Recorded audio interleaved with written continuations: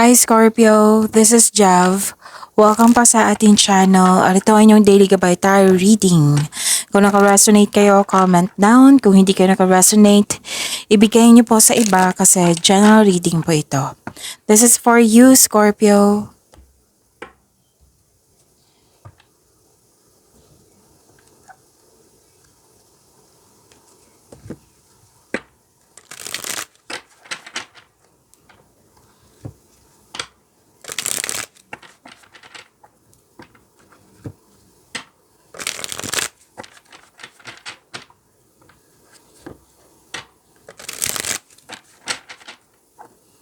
Para po ito sa inyo, Scorpio.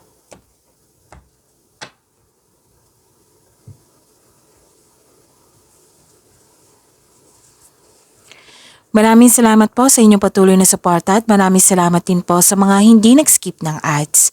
Gamitin ang reading na ito bilang gabay lamang sa mga hindi pa nag-subscribe. Subscribe na po kayo at click bell notification para malaman nyo na may bago tayong video. Para sa mga gustong magpa-reading, comment po kayo ng personal reading. Again, comment kayo ng personal reading and check my reply sa comment section.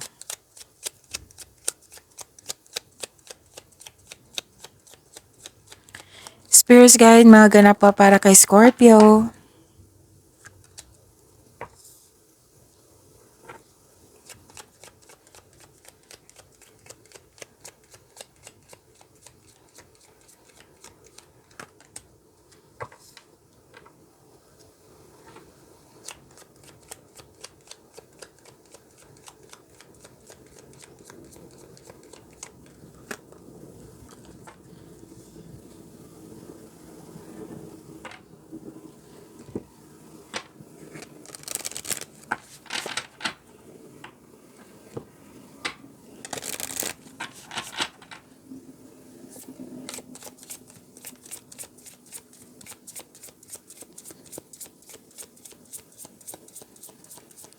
Spirits Guide, Angels, Archangels, Guardian Angels, message pa para kay Scorpio.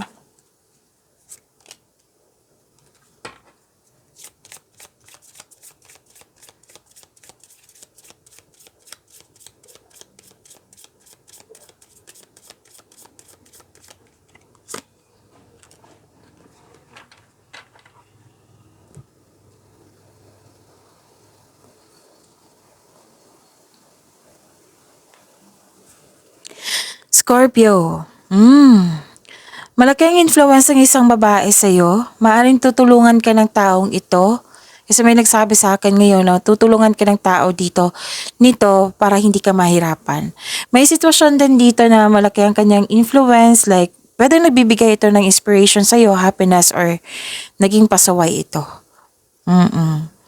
So, yun ha, may malaking influence ang isang babae sa araw na ito. May solusyon sa problema, may sagot sa inyong mga katanungan. Basta nakita ko kanina na at narinig din na may tao na natulungan ka para hindi ka mahirapan. So, this is sagot sa inyong mga katanungan. Pwedeng answered prayer din ito. Pwedeng solusyon nga sa inyong problema. Okay. May kausap ka din dito na pwedeng mentor, wiser, elders, parents, na nagbigay ito ng wisdom message sa'yo. Nang siyang dahilan na motivate ka, nang siyang dahilan na you are inspired in taking an action with courage. Okay?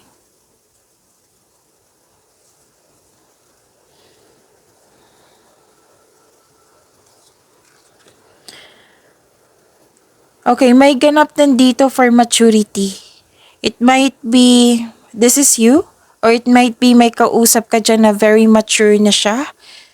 Oo, na marami siyang mga binigay sa iyo na mensahe, yung kausap niyo na nagbigay ng wisdom message, or na yung na-call attention ka, nag-matured siya, ganun. May nasabi ka din na ganyan, or sinabihan kayo. Okay? Andito po si Archangel Raquel. Peace and harmony. Wow, ang ganda naman. So, let's read. Sabi pa ni Archangel Raguel, peace and harmony. So, let's read. Thank you, Raguel. Thank you, Archangel Raguel, for surrounding my life in a harmonious light. Wow. This is peace and harmony. So, claim nyo po. At andito po si Archangel Gabriel. Okay, so speak your truth. Sabi po yan ni Archangel Gabriel. And let's read. Thank you, Gabriel. Thank you, Archangel Gabriel, for helping me to speak with integrity.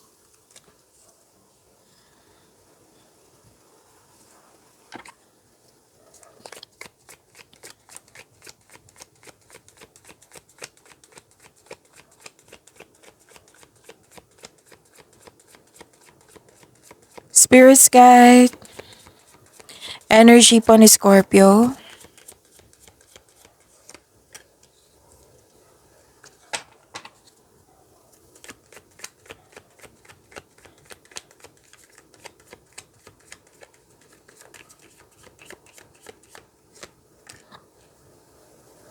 Okay.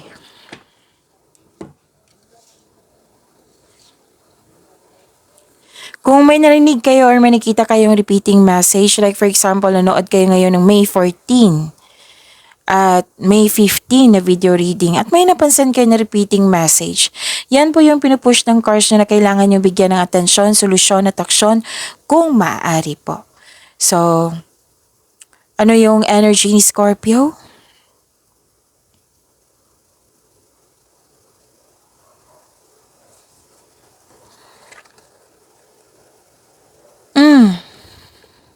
May hinihintay kayo dito.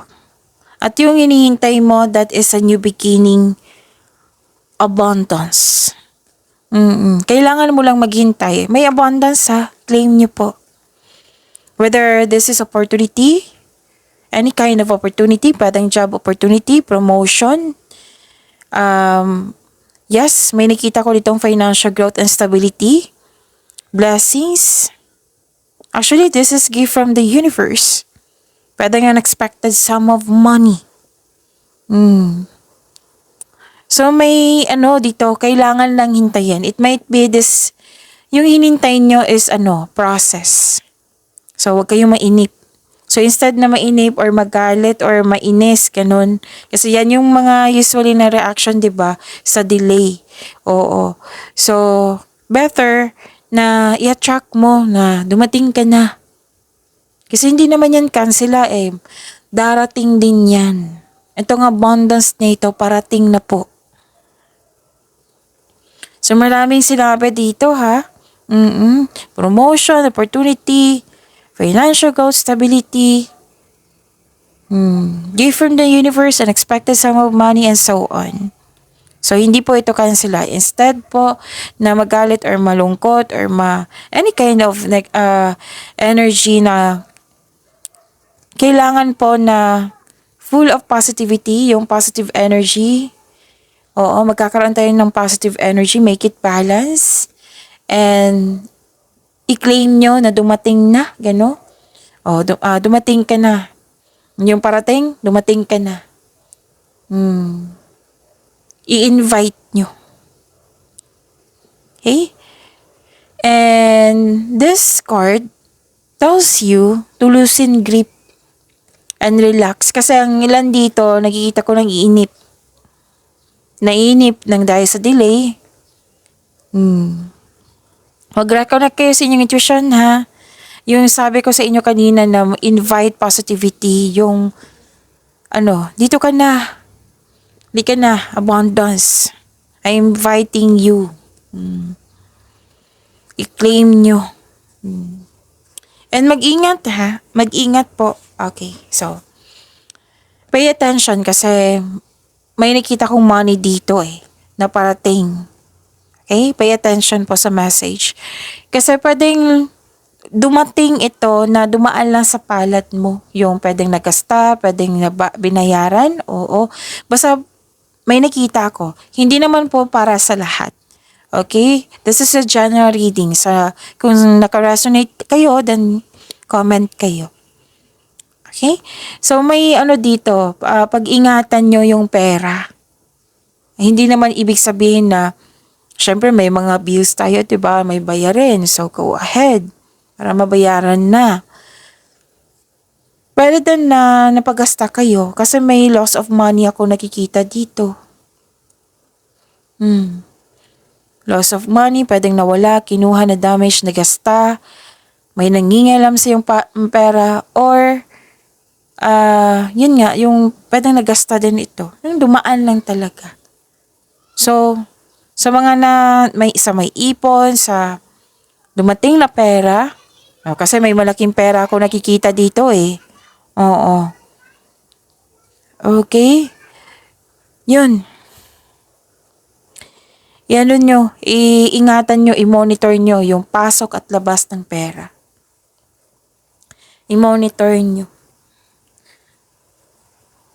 Kung pwede, ilistan nyo para maging conscious ka na yung... Okay, so ito yung sinabi sa reading ko na kailangan na hawakan ko ng mabuti yung money ko. Baka mapagkasta ako. Ganun. Prepare yourself. Beware. Pwede din delay ito sa pag-take action na binigay sa inyo na opportunity. So, sana hindi nyo ma-delay yan. Pwedeng natatagalan ka sa paggawa ng desisyon or action na binibigay sa inyo na opportunity. Nasana'y bigyan nyo ng desisyon yan. Nasana'y bigyan nyo ng aksyon. Kasi this is gift from the universe. Opportunity or unexpected sum of money. Okay, so yun, pag-iingat ha. Take note nga, beware na po.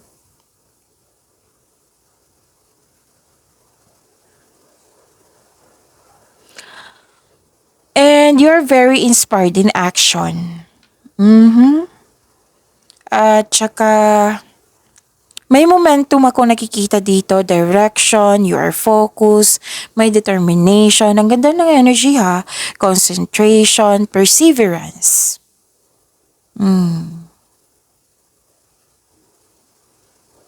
So this is, anong tawag dito?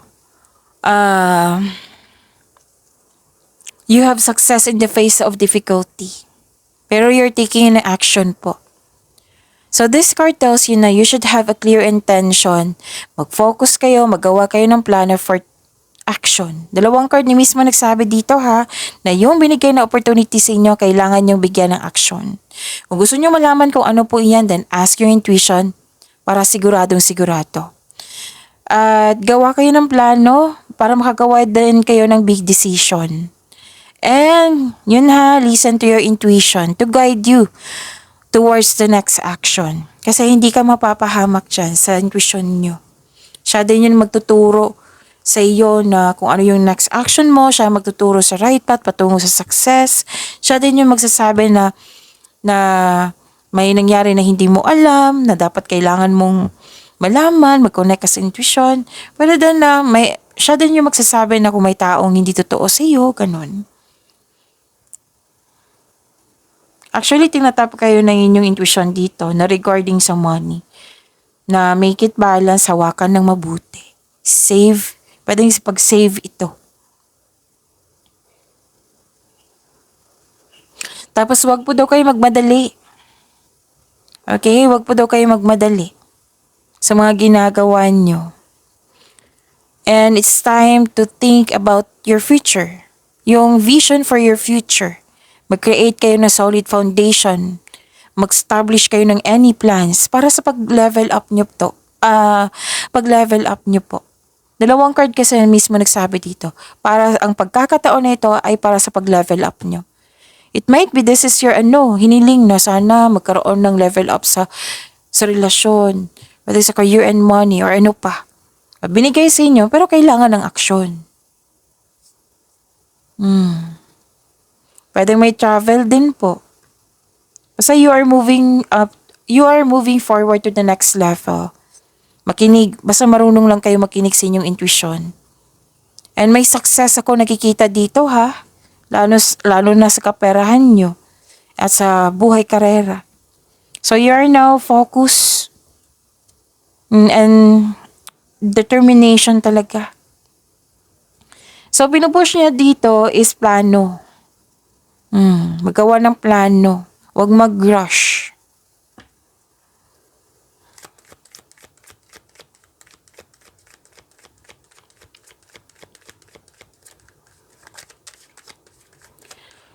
Spirits guide, career and money po ni Scorpio.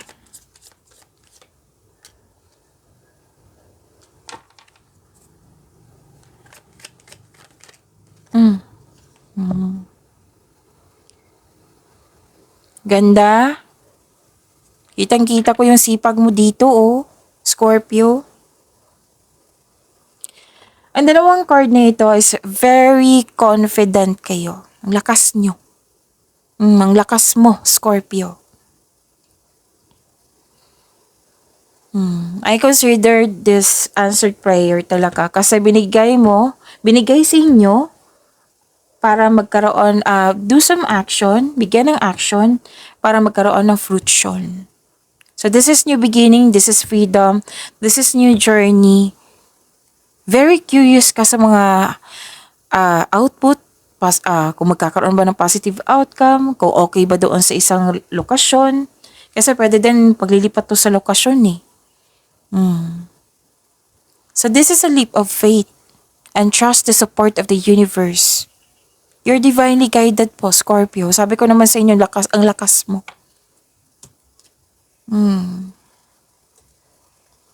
So itong mga anong tawag nito, ma-encounter nyo na pagsubok. Sabi mo, normal talaga yan sa mga pagbabago. Ready akong harapin to kasi marami na ako experience. Malaki ang tiwala ko sa aking intuition. Marunong ko makinig sa intuition. At malaki ang tiwala ko. Malaki ang faith ko sa universe. Kasi you know you are on the right path. Marami kang dala. Pasensya na po, naputol yung video. Butit na napansin ko agad. So, maayos na. Sa career and money nyo,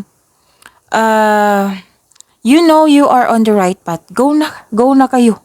Go na ako. Bahala na si Batman, ganun. So, this is a repeating message. Pay attention. Oo, different card to ha, pero pay attention talaga. Huwag po daw kayo eto na, may plano na ako. Eto na, magpapasya na ako kasi go ka na eh. So, mag-iingat din. Pag-iingat din sa paggawa ng plano, sa pagpasya, para alam mo yung gagawin mo. Siguraduhin na magkaroon kayo ng konkretong plano at yun, pinipilit talaga sa inyo na makinig ka sa iyong intuition. 'Di ba? Before tayo nag-reading dito, na kailangan yung makinig sa inyong intuition. Okay, so yun. Itong new journey na ito, magkakaroon siya ng personal and spiritual evolution. And this card tells you na you should take a risk and try something new. Try to step out sa comfort zone mo. Kasi may potential na magiging successful. Basta konkretong plano, focus, bigay ng sipag at tiyaga, and with clear intention. Pinupush talaga kayo ng cards nyo. So, maging handa. Kasi, after nito, magkakaroon talaga ng pagbabago. Fruition mahawakan mo yan. Mag-harvest ka talaga. Maabot mo yung mga gusto mo sa buhay. Kasi kitang-kita ko rin dito na you are very hard worker.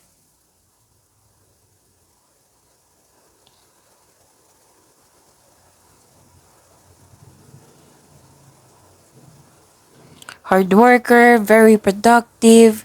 So, prepare yourself. Pwedeng marami kang iniisip ngayon kasi ang sinabi dito, gawa kayo ng konkretong plano. Pwede din marami kang ginagawa ngayon at the same time. Lumabas ito kahapon sa inyo, for sure. Paalala lang po ha, balanse para hindi kayo mapagod. Oras na tulog, ganun. Okay. So, hard work at dedikasyon sa trabaho or negosyo man for financial prosperity. Wow. Oh, ilang beses na lumabas dito. Different cards to ha. Pinupush ng cards, in-encourage talaga kayo ng cards nyo. Patuloy mo lang magsumikap. Ang ilan sa inyo nag-aaral ng mga new skill para ma-increase yung income, gumagawa ng passive income. So, ito yung sabi ha, what you have been studying or practicing, kung ano yung mga ginagawa nyo ngayon, it will lead you to abundance. Another card na naman, nagsabi dito, set a clear intention. Para maging wagi ito, winner. Para maabot mo, mahawakan. So sabi dito, sa pagiging masipag mo, pagsumikap mo at sa sa pagkakaroon ng magandang plano at desisyon, tagumpay yung naghihintay. Or pwedeng nangyari na ngayon. Sabi ng card dito, keep up the great work, Scorpio. Ba, ang ganda.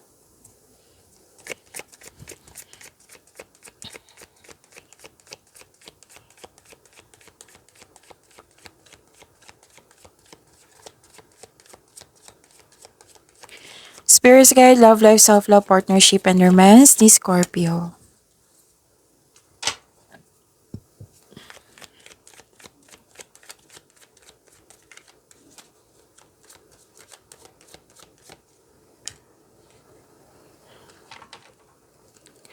Kamusta? How's your feelings? How's your, love life?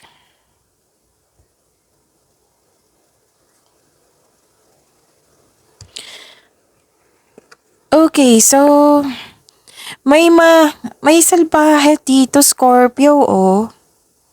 Pwede hindi maganda yung ugali talaga niya. Pwedeng maldita.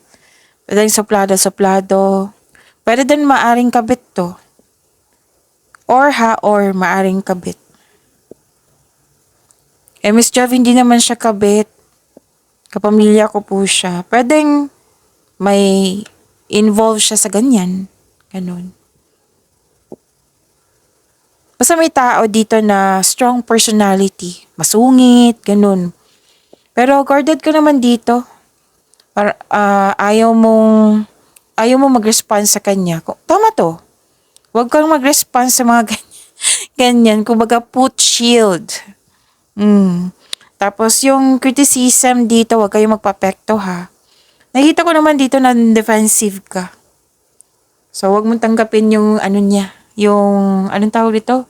Yung strong personality niya. Kasi ang pagiging strong personality niya is not good. Salbahe nga. Or suplada. Ganun. So, huwag kayong magpa-apekto sa kanya. Guarded ka naman dito.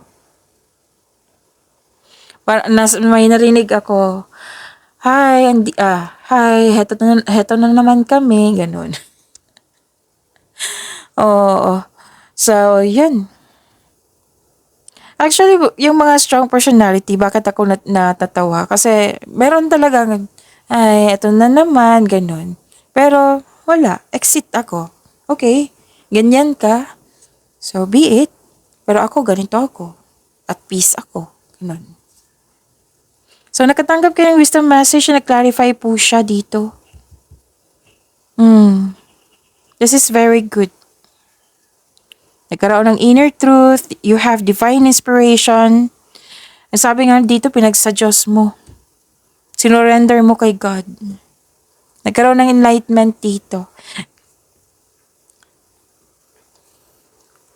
Pasensya na po. Parang, okay, kailangan ko lang mag-burp. Okay. Sa mga single dito, you need time alone. Parang perfect time sa inyo na maglaan ng oras sa sarili. Yung, ayaw ko munang may kausap ngayon. Ayaw ko nang magkaroon ng relasyon.